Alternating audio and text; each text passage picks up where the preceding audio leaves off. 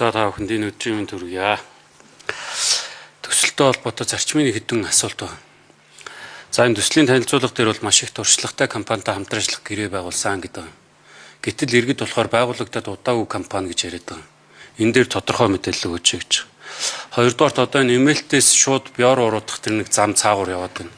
Энэ зам хизээ дуусах вэ? Энэ дуусчвал одоо жишээлхэд Баян гүрэн гарангаас ирж байгаа ачааны машинууд заавал хотоор орж урагшаа гарах тэр Монсын уулзуур дээр төгжрөл үүсгэж байгаа энэ асуудлыг шийдэх боломжтой байна. Энэ дээр ямар ажил хийж байна? Энэ дээр мэдээлэл өгч гэж. Гуравт нь одоо энэ Улаанбаатар төмөр зам чинь богдуулын уртлаар төмөр замаа одоо баартардаж гаргаад байна л гэж энгийн үгээр хэлэх юм бол тэгж ойлгуулад байгаа. Тэгэхээр Улаанбаатар хот дундуур одоо энэ Улаанбаатар төмөр замын богоо явж байгаа трасс сулраад гараад ирж байгаа. Энийг бид нэр ашиглаад хідэн давхар зам гэдэг юм уу? Одоо энэ хурдны зам амаа хийж болохгүй байсан уу? Ер нь бол тэгтээ нөгөө энэ нийслэлийн удирдлага Нямбатар дарга бас айлын гадаа очиж жагсаал хийн гэдэг чинь та өөрөө хууль зүйн сайд байсан, гишүүн байсан. Энд чинь нөгөө хувь хүнийхээ нууц мууцд халдахгүй юу? Улаанбаатар хотод байгаа сая 700-800 мянган иргэний гэрээ аяг бүргээ магадгүй бүгдээрээ танд байгаа. Бүгдээрийнх нь гадаа очиод жагсаад байвал энэ чинь нөгөө арчилсан нийгэм, арчилсан тогтолцоо чи хаана очих вэ? Энэ дээр бол би таныг бас нэг одоо нэг эр хүний уужим ухаан гэдэг юм уу? Төрийн үнийн ухаан гаргаад нэг уучлалт энэ төр гуйх байх гэж бас харж байгаа. Тэгээ энэ төрийн байгууламжийн хувьд бол нэгдмэл улс шүү гэж одоо ерөнхий сайд бол байнга хэлж байгаа. Улсын хурлын ардчилсан намын бүлэг хуралдаж байгаа танаа хоёр дарга орж ирчээд эмэгтэй гэхээр нь тэгдэг юм уу?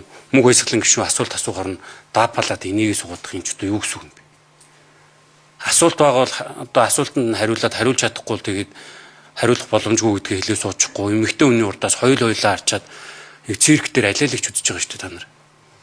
Төрдөө хүндэтгэлтэй хандаж болдгоо юм уу? Танай дарга гэсэн төрийн сайд гишүүн байсан шүү дээ. Урдаас нь тойр шүүгэн хараасуу бол бас эвгүй л баг. Айл талдаа жоохон хүндэтгэлтэй хандахгүй бол нийгмийг улам буруу тийш нь залуурдах гэдэг бид нар хамтарч байгаа. Зөв тийш нь сая нүрийн төвөг шин бас хэлээд байна. Бид нар иргэдтэй нээлттэйгээр одоо энэ талбай дээр бид нэг том цагаан асар барьсан байна. Болохгүй туулын хурдны замаар 2-3 өдөр хилцүүл гэж болдгоо юм. Зөв нь буруу нь. Буруу ойлгоод байгаа хүмүүс нь ийм учраас та нар ингэж буруу ойлгоод байна. Зөв нь нэ гэд. Энд ч одоо ингээд нэг баахан одоо баримтчиг боловсруулагдсан гэдэг. Энийг ингээд сайхан тайлбарлаж өгöd энэ байна. Гээд ажлуудаа явуулахгүйгээр зүгээр ингээд хэрүүл үүсгээл тэгээд тэрнийх нь араас өрөөсөн сошиал хөгжсөн бүгдээ явж орчоод шүү дээ. Жог ажил хэрэг чандмаар байна. Тэгээ би бол нэг 2-3 асуултал асуусан. Асуултын хариултыг авъя. Бусад тайлбар хэрэггүй. За эндрийн микрофон. За цогтоотор гишүүний асуултанд хариул. Цэг дараа нэгдүгээр болж даваадлаа. За нэгдүгээр асуултан дээр анх нөгөө нээлттэй тэнцэр зарлахад олон улсынхаа туршлагаараа орж ирж шалгарсан. Тэгээд Монгол улсын одоо хууль тогтоомжид заасны дагуу Монгол улсад сүүлд салбараа нээсэн. Монгол улсад тэгээд салбараа нээж байгаа хэд хэдэн давуу талтай Монгол улсад бүрэн татвараа төлөөд явна.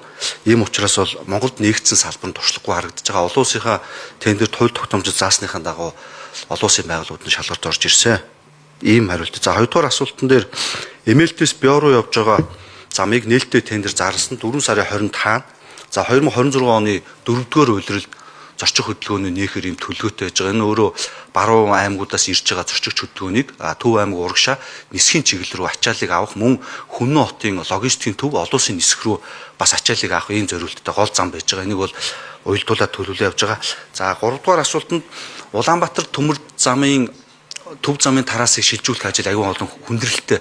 За Хүннү хот руу бол салбар төмөр зам бол Бахангаас орж ирсэн. Ажлын явц одоогоор нэг 95% гүйцэтгэлтэй явж байгаа.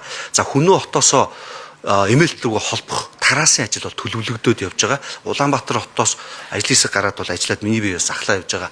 За энэ ажил бол энэ оны төгсгөлөөр эхлэх байх гэж бодож байгаа. Гэхдээ үндсэн ажлыг хариуцж байгаа нь зам тээвэр хөгжлийн яам бол хариуцаад үүн дээр бол ажиллаж байгаа. За энэ төмөр зам ашиглалтанд орсны дараа Улаанбаатар төмөр замын Улаанбаатар хотын голоор авж байгаа тараасыг ойрын 5 жилд авах боломжгүй. Яг гэвэл Улаанбаатар төмөр замын голоор авж байгаа тараас нь Улаанбаатар өртөө Улаанбаатар зүтгүүрийн депо, Улаанбаатар богоно депо, Улаанбаатар зам машин механизмын арчилгааны их гээд Улаанбаатарын үндсэн засвар үйлчлэгээ зорчигч тэрэг авч явдаг 5-6 том байгууллага байдаг. Эдгээр байгууллагуудыг нүүлж, шилжүүлээд Хүннү хотын урагшаа аваачихад бол ойролцоогоор нэг хамгийн багадаа одоо хөрөн мөнгийг шийдвэрлээд хурдан хийлгэхэд нэг 5-7 жилийн хугацаа зарцуулагдана. Эдгээр байгууллагууд нүүрсний дараа Улаанбаатар хотын төвөөр явж байгаа төмөр замын тараасыг шилжүүлэх боломжтой болно гэж бодож байгаа. Гэхдээ Улаанбаатар хотын ТЭЦ 3, ТЭЦ 2 Амгалангийн дулгаан аяны станц руу гол нүүрсэн хангамж бол төмөр замын тээврээр ордог.